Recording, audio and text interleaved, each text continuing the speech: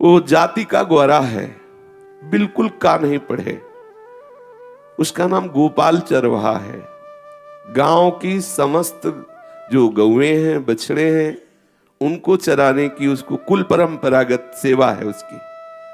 उसके पूर्वज भी यही करते रहे, पूरे गांव की गौएं चराना और गांव वालों से कुछ अन्न आदि की, वस्त्र आदि की प्राप्ति हो जाना, जिससे परिवार का निर्वाह होना। पहले ऐसा होता था।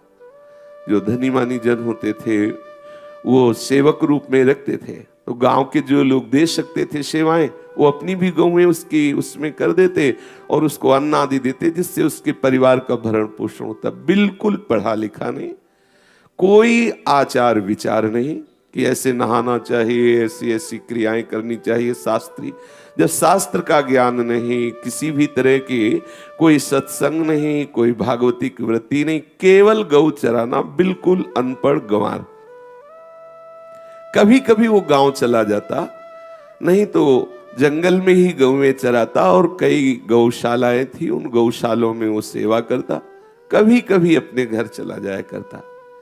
काफी अवस्था व्यतीत हो गई तो एक दिन गांव में भागवत हो रही थी। उस भागवत में सुना कि जीवन का परम लाभ है भगवान का नाम स्मरण करना।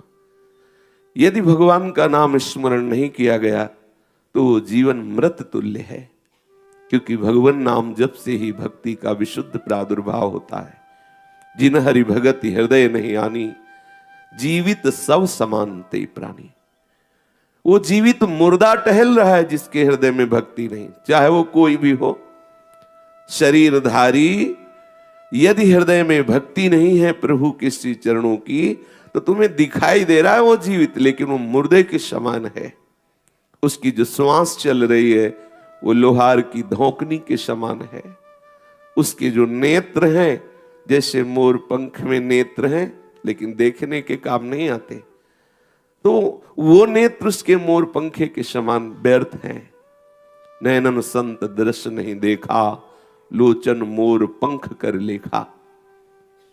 उस जिसकी वाणी से भगवत यश गान, भगवान नाम कीर्तन नहीं होता, प्रपंच की वार्ता होती रहती है, तो जिन भगवत चर्चा से रहित वाणी का वर्णन महापुरुषों ने किया है कि जी है सो दादुर जी है समाना, जिन नहीं करे राम गुण गाना, जी है सो दादुर जी है समाना। मेढक की जैसे जबान टर टर बिना किसी अर्थ की बोलती रहती है, ऐसे व्यर्थ की वाणी है जिसमें भगवान नाम, भगवत लीला, भगवत रूप गुणगान न किया जाए। जीवन की सार्थकता यही है। उसके हृदय में बैठ गई बात कि हमारा जीवन तो गौ सेवा में जा रहा है, कोई महत्व बुद्धि से नहीं गौ सेवा कर रहा, केवल उदर पोषण का एक साधन है। उसके मन में आया इसमें तो कुछ लगता नहीं है, मैं भी नाम जपूं, लेकिन जपूं क्या? थोड़ी देर और खड़ा रहा तो वहां कीर्तन हो रहा था, जय राम कृष्ण हरि, जय राम कृष्ण हरि, जय राम कृष्ण हरि, जय राम कृष्ण हरि। उसके हृदय में बात बैठ गई। उसी भागवताचार्य के प्रति बहुत भावनाएं कि मेरा जीवन तो व्यर्थ जा रहा था, आपकी कृपा से भगवान नाम का महत्व सुनने को मिला। बैठ के नहीं सुना, खड़े खड़े सुना, बस हृदय में बैठा लिया। अब इसमें कोई वेद पढ़ने की तो आवश्यकता है नहीं, बस केवल बोलना है। शुरू कर दिया, जय राम कृष्ण हरि, जय राम कृष्ण हरि, जय राम कृष्ण हरि।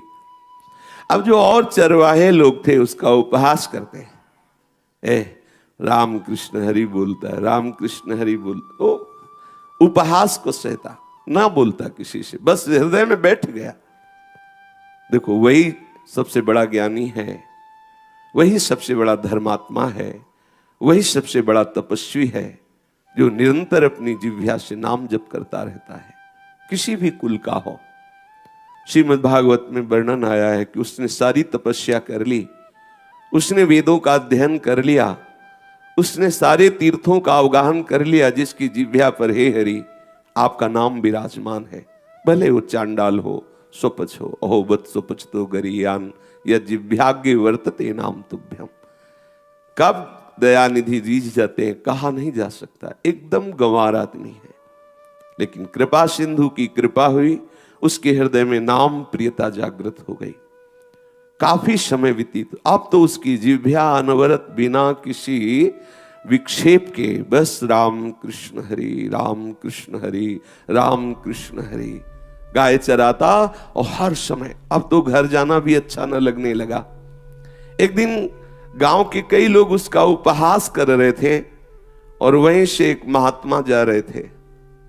वो बेचारा गंभीर भाव से खड़ा, किसी को उत्तर दे नहीं सकता, कोई पढ़ा लिखा तो है नहीं कि कोई सूत्र बोलकर उसे चुप कर दे। गांव वाले उपहास करे, बैल की तरह घूमता है, जानवरों को चराता है और राम कृष्ण हरि बोलता है, मानो इस पर भगवान प्रसन्न हो जाएंगे, मानो इसको भगवान मिल जाएंगे। अरे तेरे जैसों को चाहे जितना नाम जप कर, नाम कीर्तन कर, कभी भगवान मिलने वाले नहीं। उसके हृदय में बहुत पीड़ा प्रकट हो रही है।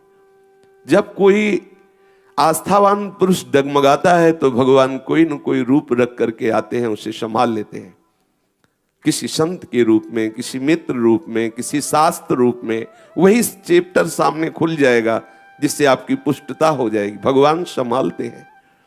एक संत मार्ग से जाया करते थे, वो खड़े होकर सुने, नजदीक गए और जो उपहास कर रहे थे उन लोगों से कहा, तुम लोगों को पता है कैसे भी कोई नाम जप करे, जरूरी नहीं कि वो स्नान करे हो तभी वो ऐसा पवित्र, ऐसा कोई भी नाम के लिए तो अपवित्रो वा सर्वावस्थांगतो पिवा यह स्मरेत पुंडरीकाक्षम सवाभ्यंतर शुचि। वो वाह और अभ्यंतर में परम पवित्र हो जाता है। चाहे पवित्र हो, कैसी भी परिस्थिति हो, जो कमल नयन भगवान श्री हरि का नाम जप करता है वो बाह्य और अंतर दोनों से पवित्र हो जाता है। वो पवित्र ही नहीं, मम भक्ति युक्तो भुवनम पुनातु, वो समस्त लोगों को पावन करने वाला बन जाता है। गोपाल चरवाहा से संत ने कहा, तुम चिंता मत करो, मैं तुम्हें विश्वास दिलाता हूं, तुम्हें भगवान मिलेंगे। ये क्या जाने, ये मूढ़ लोग हैं। भाव कुभाव अनख आलसहु, नाम जपत मंगल दिशि दशहु। भाव से, कुभाव से, अनख से, आलस्य से उपहास करने के लिए, संकेत में, परिहास में कैसे भी कोई भगवान नाम उच्चारण करे, निश्चित उसका मंगल होता है। क्या मंगल होता है? समस्त अशुभों का नाश होकर के उसके हृदय में दिव्य ज्ञान का प्रकाश होता है। ऐसे से गंगा किनारे भ्रमण करने पर संतों के दर्शन हुए, बिल्कुल पढ़े लिखे नहीं और ब्रह्म तेज से संपन्न पाए गए। जब वो बोलते तो वेदांत के सूत्र उनकी सरल भाषा में निकलते। जो वो बोल रहे हैं वही देख लो वेदांत में लिखा हुआ है। क्यों? क्योंकि प्रणों का निरंतर जप करते तो प्रणों से समस्त वेद प्रकाशित हो गए। कितने ऐसे संत देखे गए जो रामकृष्ण भगवान नाम उच्चारण करते हुए सिद्ध अवस्था को प्राप्त हो गए। देखो वाल्मीकि जी तो मरा ही बोलते थे, और कितने महान ऋषि, कितने महामहिमा में कवि जो भगवान की अद्भुत लीलाओं का, श्री राम की अद्भुत लीलाओं का गान किया। भगवान नाम से क्या नहीं हो सकता, पर विश्वास, दृढ़ता, आज इसकी दृढ़ता हिल रही थी। ये नास्तिक जन उपहास करके उसको उसकी निष्ठा से विचलित कर रहे थे। ऐसा सबके जीवन में होगा, पक्का विश्वास कर लीजिए। जैसे जैसे आप भगवत मार्ग में चलेंगे तो ये ऐसे प्रतिकूल विधान करने वाले लोगों को माया आपके पास भेजेगी जो आपकी निष्ठा से आपको विचलित कर दे। क्या हुआ इतने दिनों तक नाम जप करते रहे, क्या मिला तुम्हें? अरे सब बकवास है, क्यों लगे हो? वो आपको ऐसे डिगाने की चेष्टा करेंगे। आप यदि धैर्य पूर्वक चले तो निश्चित विश्वास कर लीजिए आगे जो आने वाला महामोद का समय आने वाला है। ये ऐसी महाआनंदमय स्थिति आने वाली है कि आप नाच पड़ोगे। पर कुछ समय तक के लिए कोहरा है। ऐसा सूर्य उदय हो गए पर कोहरे के कारण नजर नहीं आ रहे हैं। अपने को लग रहा है अंधेरा, लेकिन नहीं, सूर्य उदय हो गया है। जिस समय कोहरा छटेगा तो आपको दिखाई देगा कि आप सूर्य कितना प्रकाशित हो चुका है, आप जान नहीं पाए थे। हमारे नेत्रों के सामने कोहरा है, सूर्य के सामने नहीं। सूर्य के सामने इसकी ताकत नहीं, हमारे नेत्रों के सामने है। ऐसे ही हमारे नेत्र सतोगुण, रजोगुण, तमोगुण रूपी कोहरे से ढके हुए हैं। जिस दिन नाम के प्रताप से कोहरा हटेगा तो आप देखोगे कृपा रूपी सूर्य उदय हो चुका है, आपके लिए दशों दिशाएं प्रकाशित हो गई हैं। अब मोह अंधकार, ये अविद्या का अंधकार अब आपको जन्म मरण रूपी महान क्लेश नहीं दे पाएगा। गोपाल चरवाहे से कहा उन संत भगवान ने, एक काम करो, आप सदगुरु का वरण कर लो। यही जो नाम जप करते हो, ये अद्भुत महिमा आपके हृदय में प्रकाशित कर देगा। आप सदगुरुदेव का वरण कर लो, किसी संत को सदगुरुदेव रूप से स्वीकार कर लो। सदगुरुदेव की कृपा से बहुत जल्दी भगवान मिलते हैं, इसलिए सदगुरुदेव का वरण करो। तो उसने कहा, महाराज अब हम तो किसी को जानते नहीं, कौन सदगुरुदेव होते हैं, कैसे सदगुरुदेव होते हैं। उनका जिनके देखने से ऐसा लगने लगे मेरे हैं, जिनके चरण स्पर्श करने से ऐसा लगने लगे कि मुझे भगवान निश्चित मिल जाएंगे, जिनके संग से संसार के भोग फीके लगने लगे, जिनके दर्शन से हृदय उत्साहित हो जाए, आनंदित हो जाए, और जो आंतरिक विषय वासना जलाती थी उनसे छूटने की युक्तियां जागृत होने लगे, ऐसे सदगुरुदेव का वरण करो। उनका महाराज आप ही मुझे दीक्षा दे दीजिए। उनका मैंने तो नियम लिया है कि आजीवन कभी किसी को शिष्य नहीं बनाएंगे, मंत्र दीक्षा हम नहीं देंगे, लेकिन हम तुम्हें आश्वासन देते हैं, तुम प्रभु से प्रार्थना करो कि मुझे सदगुरुदेव की प्राप्ति हो। तुम्हें जाना नहीं पड़ेगा, सदगुरुदेव आके तुम्हें स्वीकार कर लेंगे। ऐसा कह के आत्मबल दे करके संत भगवान चले गए। अब वो तो रोज गाय चराते हुए मार्ग की तरफ देखता कि कब सदगुरुदेव आ रहे हैं, और राम कृष्ण हरि ऐसा उच्चारण करके प्रभु से प्रार्थना करता कि प्रभु, संत भगवान ने कहा है गुरुदेव की कृपा से ही आप मिलते हो, तो प्रभु मुझे गुरुदेव मिला दीजिए। एक दिन भगवान नाम जापक अनुराग में छके हुए एक वैरागी महापुरुष उधर से निकले। देखते ही उसको लगा कि मैं इनको तो बहुत पहले से जानता हूं, ऐसा लगने लगा। जिनके देखने से ऐसा लगने लगे कि ये तो हमारे हैं, ये तो अपने हैं, मैं कोई पहली बार नहीं मिल रहा हूं, ये तो ऐसा लगता है जैसे पूर्व परिचित है, ये आकर्षण। उसके संग से हृदय में एक नवीन उत्साह, एक नवीन आनंद दौड़ पड़ा। चरणों में जाके साष्टांग प्रणाम किया, कहा महाराज मैं बिल्कुल पढ़े लिखे नहीं हूं, महीने 2 महीने में कभी स्नान कर लेता हूं, और गांव से छाछ और रोटी ये हमारे भोजन में आती है, जब आती है तब पा लेता हूं। हमारी कोई ऐसी शास्त्रीय दिनचर्या नहीं है। पर संत भगवान ने कहा था कि गुरुदेव के वरण किए बिना भगवान का साक्षात्कार नहीं होता, इसलिए आप हमें मंत्र दे करके, दीक्षा दे करके कृतार्थ कीजिए। उन्होंने कहा आपकी सरलता देकर हम आपको मंत्र दे सकते हैं, पर कुछ नियमावली है, वैष्णव होने पर, शरणागत होने पर कुछ नियम धारण करने पड़ते हैं। उन्होंने कहा महाराज बिल्कुल पढ़े लिखे नहीं, और हमारी नहाने धोने में कोई आस्था नहीं है कि आप हमें कहें कि रोज सुबह स्नान, ये हमसे हो नहीं पाएगा। हम ठहरे चरवाहा, और हम ना ठाकुर सेवा विराजमान कर पाएंगे क्योंकि हमें गाय चरानी है, ना हम स्नान कर पाएंगे रोज, ना हम ठाकुर सेवा स्वीकार कर पाएंगे, और ना हम कोई शास्त्र पढ़ सकते हैं क्योंकि हम गंवार हैं। बस आप दीक्षा दे दीजिए। वो विचार में पड़ गए कि कोई भी वैष्णव सिद्धांत ये स्वीकार नहीं कर सकता, तो इसको हम कैसे दीक्षा दे दें। फिर विचार किया कि जीव तो प्रभु का साक्षात अंश है, और प्रभु की प्राप्ति की उसकी इच्छा है, तो ये इच्छा ही समस्त साधनों की पूर्ति है। ध्यान दीजिए, आप सब क्रियाएं कर रहे हैं, लेकिन आपके हृदय में भोग भोगने की इच्छा है, तो आप अपवित्र हैं। आप बिल्कुल स्नान नहीं किए, लेकिन आपको भगवत प्राप्ति की इच्छा है, तो आप परम पवित्र हैं। यह सूक्ष्म विषय है। हमारे अंदर भगवत प्राप्ति की अगर इच्छा जागृत हो जाए तो सब मलिनताएं इस इच्छा से नष्ट हो जाती। जैसे अभी हम सत्संग सुन रहे हैं तो हृदय कितना शीतल निष्काम, अभी भोग वासना प्रकट हो, भोग की इच्छा प्रकट हो, मलिनता छा जाएगी। एक भोग, किसी भी इंद्रियजन्य भोग की इच्छा होते ही हृदय मलिन हो जाता है, चंचल हो जाता है, क्लेश युक्त अशांत हो जाता है। तो जब भगवत प्राप्ति की इच्छा जागृत होती है तो इस इच्छा में इतनी सामर्थ्य है कि वो संपूर्ण अपवित्रताओं का नाश करके उसे परम पावन बना दे। तीर्थी कुर्वन्ति तीर्थानि, वो तीर्थों को तीर्थत्व प्रदान करने की सामर्थ्य वाला हो जाता है, जिसके हृदय में भगवत मिलन की चाह प्रकट हो गई है। उन गुरुदेव भगवान के हृदय में एक बात आई कि ये भगवत मिलन चाहता है, इससे बढ़कर और क्या हो सकता है। तो उनका ठीक है, जाओ, अच्छा आज तो स्नान करके आ जाओ। बोले महाराज अब ये भी आज्ञा पालन नहीं होगी, अब हमें गाय चराने हैं, आपको स्नान करने जाओ, हम कई कोस चल के गंगा नहा के आए, ये हमसे नहीं हो सकता, क्योंकि हमारा गाय चराने का काम। संत भगवान विचार में पड़ गए कि तो बहुत ही बिल्कुल अनपढ़ गंवार आदमी।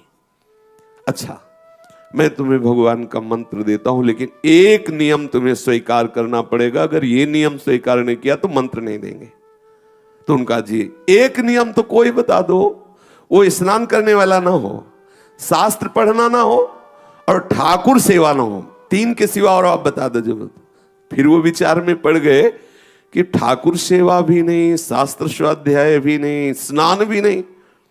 तो उनका एक काम करना कि भगवान को भोग लगा के पाना। कैसे भोग लगाया जाता है? सामने भोजन रख लेना और आंख मूंद करके ना, हे गोविंद हे कृष्ण पधारो, क्योंकि कोई मंत्र आदि की तो दयम वस्तु गोविंदम तो वो पढ़े लिखे नहीं।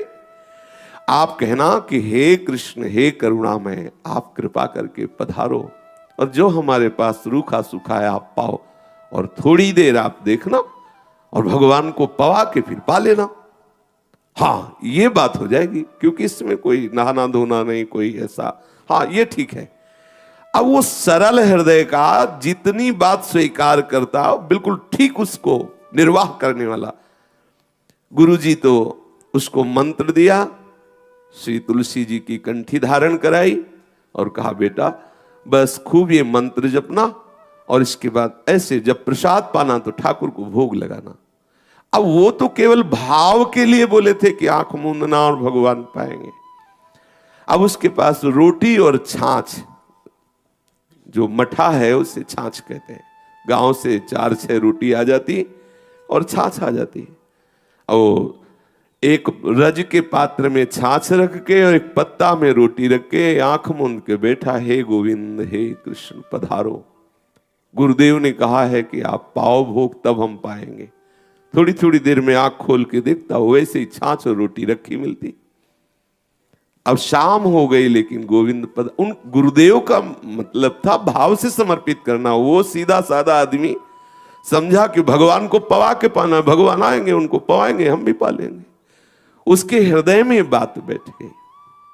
बड़े आश्चर्य की बात है, उसने एक कवल्प नहीं पाया। गायों को रोटी पवा दी, छाछ फेंक दिया। दूसरा दिन हुआ, फिर उसके लिए वही छाछ और रोटी, कोई तीसरी चीज ही नहीं, गांव का ग्वारा। फिर वो ऐसे बैठा, हे गोविंद हे कृष्ण पधारो। शाम तक हो गया, फिर भी देखा कि प्रभु नहीं आए, फिर वही गाय को रोटी खवा दी। ऐसा अब दिन पर दिन व्यतीत होने लगे, अब तो चला ना जाए।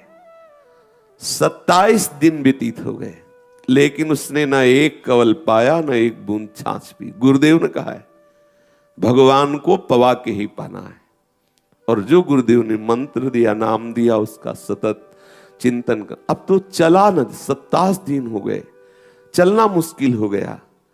गांव से जब उसके छाछ और रोटी आई, ऐसे सिरहाने रख दी, तो लोग पूछते क्या परेशानी है? आपकी तबीयत खराब है, आपको कोई रोग है, आप सूखते चले जा रहे हो, आवाज तो आपकी उठने की भी सामर्थ्य नहीं। वो बस इशारा कर देता, नहीं नहीं दूर जाओ। फिर छाछ रोटी धीरे से ऐसे करवट ली, आज उठने की भी 27 दिन हो गए।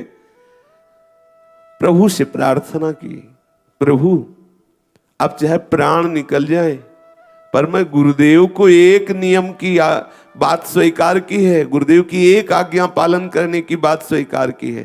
प्राण निकल जाए पर तब तक अन्न नहीं रखूंगा जब तक आप पाओगे नहीं। गुरुदेव ने कहा है कि भगवान को पवा के पाना।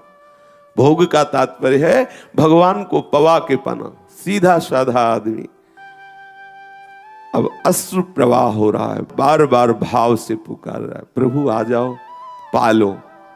हमें प्राणों की चिंता नहीं है, एक बार तो मरना ही है, पर प्रभु आप आ जाओ, आप पालो। थोड़ी देर में देखा कि जैसे कोई महान अमृतमय स्पर्श हुआ हो।